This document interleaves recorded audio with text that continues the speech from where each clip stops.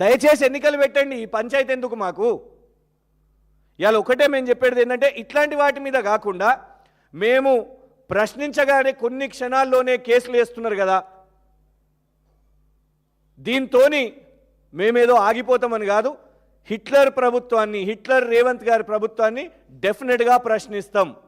ఇలా హైడ్రా విషయం మీదైనా, లేకపోతే మూసీ విషయం మీదైనా, లేకపోతే ఏ అంశమైనా కూడా మీరు ఎన్ని కేసులు వేసినా కూడా ప్రశ్నిస్తూనే ఉంటాం. కానీ ఒక్కటి పోలీసులు కూడా గమనించాలి, మీ పేరుతోని మీరు ఇక్కడ లెటర్ రాస్తున్నారు, ఉత్సాహంగా మీరు ఈ పేరుతో లెటర్ రాస్తున్నారు. ఇది అందరూ కూడా గుర్తుపెట్టుకుంటారు, తెలంగాణ సమాజం గుర్తుపెట్టుకుంటుంది. మీరు వేసే ఇన్ని కేసులు, 35, 36 కేసులు, 36 కేసు, ఇన్ని కేసులు వేస్తుంటే ఖచ్చితంగా తెలంగాణ సమాజం కూడా ఇది గుర్తుపెట్టుకుంటుంది. హర్షవర్ధన్ గారు, మీరు ఇందులో రాసిన లాంగ్వేజ్, ఇందులో స్పష్టంగా హిట్లర్ అని మాట్లాడింది రేవంత్ రెడ్డి గారు. మీరు ఎంతోమంది బీఆర్ఎస్ కార్యకర్తల మీద, తెలంగాణ వాదుల మీద, సోషల్ మీడియా యూజర్స్ మీద మీరు వేస్తున్న కేసులు డెఫినెట్గా ప్రభుత్వం పక్షాన మీరు ఏ విధంగా అయితే ఓవర్ ఎంతూజియాస్టిక్గా పనిచేస్తున్నారో ఇది మంచి పద్ధతి కాదు అని సవినయంగా ఈ తెలంగాణ క్రైమ్ సెక్యూరిటీ బ్యూరో వాళ్ళకి చెప్తున్నాం.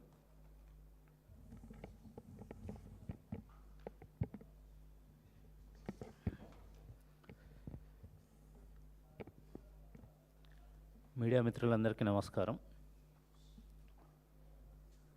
రేవంత్ ప్రభుత్వం వచ్చి 2.5 సంవత్సరాలైంది. ఈ 2.5 సంవత్సరాల నుంచి ఆయన పాలన మొదలుపెట్టిన రోజే ప్రమాణ స్వీకారం చేసిన తర్వాత ఏ ముఖ్యమంత్రి అయినా, ఏ నాయకుడైనా నిర్మాణం గురించి మాట్లాడుతూ మొదలు పెడతారు. కానీ వీరు కూలగొట్టడం అని మొదలుపెట్టే మొదటి రోజే బుల్డోజర్ని వాడి, మొదటి రోజే ఇనుప కంచెలు తొలగించినామని చెప్పి మొదలుపెట్టిన ముఖ్యమంత్రి ఈ రేవంత్ రెడ్డి. ఈ 2.5 సంవత్సరాల నుంచి బీఆర్ఎస్ పార్టీగా, ప్రతిపక్ష పార్టీగా ప్రతిరోజు సందర్భం ఉన్న ప్రతిసారి మేము చెప్పుకుంటూ వస్తున్నాం, వీరిది నియంతృత్వ పాలన, నియంత పోకడ, అరాచక అక్రమ పాలన, ప్రశ్నించే వారిపై, జర్నలిస్టులపై కేసులు, అసెంబ్లీలో స్వయంగా ముఖ్యమంత్రే జర్నలిస్టులను రోడ్డు మీద బట్టలు ఊడదీసి కొడతాం అని మాట్లాడిన ముఖ్యమంత్రి,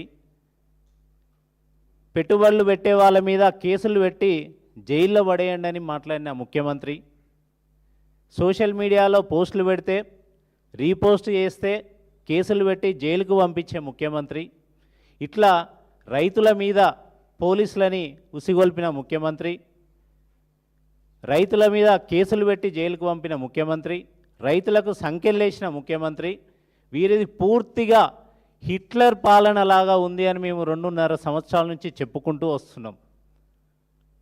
మేము చెప్పిందే నిజం అన్నట్టు మొన్న బెంగళూరులో ఒక జర్నలిస్ట్కి ఇచ్చిన ఇంటర్వ్యూలో నాకు హిట్లర్ స్ఫూర్తి అని వారే ఒప్పుకున్నారు.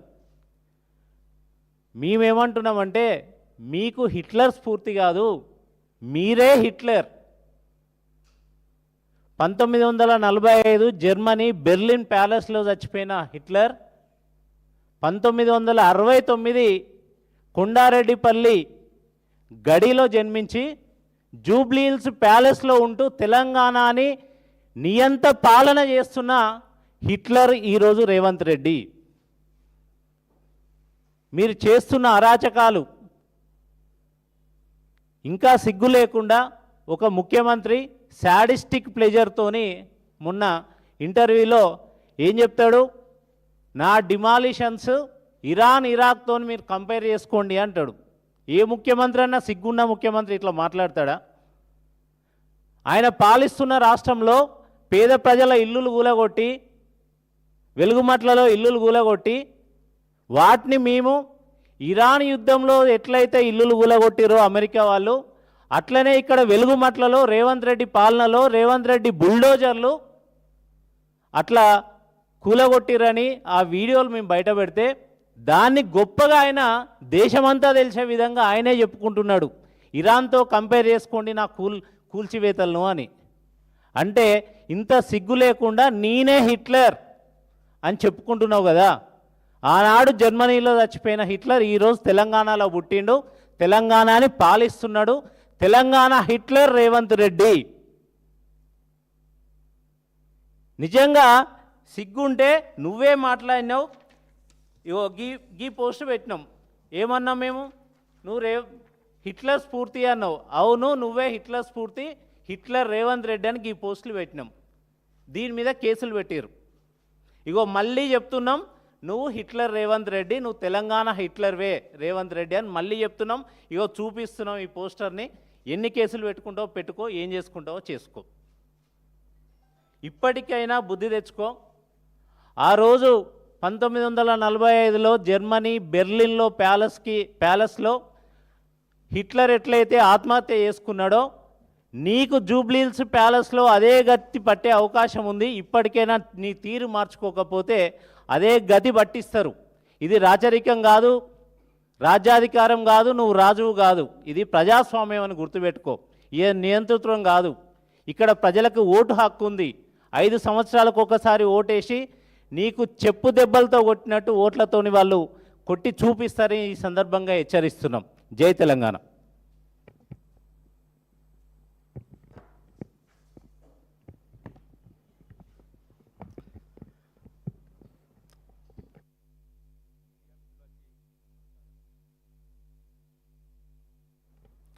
మీడియా మిత్రులకి నమస్కారం. దురదృష్టం, ఈరోజు దేశంలో ఉన్నటువంటి ట్రెండింగ్ టాపిక్ అడాల్ఫ్ హిట్లర్. మన రాష్ట్ర ముఖ్యమంత్రి ఈరోజు అడాల్ఫ్ హిట్లర్ ఈరోజు నాకు స్ఫూర్తి అని చెప్పడం అనేది దేశవ్యాప్తంగా ఈరోజు అందరూ కూడా తలదించుకునేటువంటి పరిస్థితి. ప్రపంచవ్యాప్తంగా ఉన్నటువంటి వందలాది మంది నాయకులు ఏనాడు కూడా ఏ దేశానికి చెందినటువంటి నాయకుడు కావచ్చు, ఏ రాష్ట్రానికి చెందినటువంటి నాయకుడు కావచ్చు, అడాల్ఫ్ హిట్లర్ మాకు స్ఫూర్తి అని చెప్పినటువంటి చరిత్ర మనం ఎన్నడూ కూడా చూడలేదు. చరిత్ర పుస్తకాలను తిరిగేసినా కూడా, పురాణాలను గాలించినా కూడా ఎక్కడ కూడా హిట్లర్ని మించినటువంటి నరరూప రాక్షసుడు ఎక్కడ కూడా కనిపించాడు. మన మానవ జాతి చరిత్రల దాదాపు 7-8 కోట్ల మంది ప్రజలు ఈరోజు చనిపోయారు. వాళ్ళందరినీ కూడా హతమార్చినటువంటి హంతకుడు ఎవరైనా ఉన్నారంటే అది అడాల్ఫ్ హిట్లర్ మాత్రమే. జర్మనీ జాతీయవాదం ముసుగులో, జర్మనీ విస్తరణ ముసుగులో వేరే దేశాల మీదకి యుద్ధానికి వెళ్ళినటువంటి హిట్లర్ తన సొంత దేశస్తులను కూడా, ఆ దేశంలో ఉన్నటువంటి యూదులను కూడా లక్షలాది మందిని హతమార్చినటువంటి చరిత్ర హిట్లర్కు ఉన్నది.